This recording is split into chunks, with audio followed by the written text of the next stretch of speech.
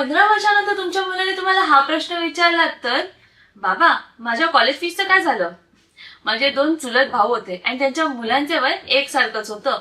एक भाऊ नेहमी म्हणायचा, अगं त्यांच्या कॉलेजला अजून बराच वेळ आहे, नंतर बघू. पण माझा दुसरा भाऊ, त्याने 5,000ची SIP केली होती. बघता बघता वर्ष निघून गेली आणि ऍडमिशन फीसचा दिवस आला. एका घरात धावपळ सुरू होती. ऍडमिशन लेटर हातात होतं पण फीस भरायला पैसे नव्हते. तर दुसऱ्या घरात ऍडमिशनचा आनंद होता, कारण फीस भरायला पैसे आधीच तयार होते. कारण त्या 5,000च्या SIP ने वर्षानुवर्ष कंपाऊंडिंगच्या जोरावरती एक मोठं एज्युकेशन फंड तयार केलं होतं.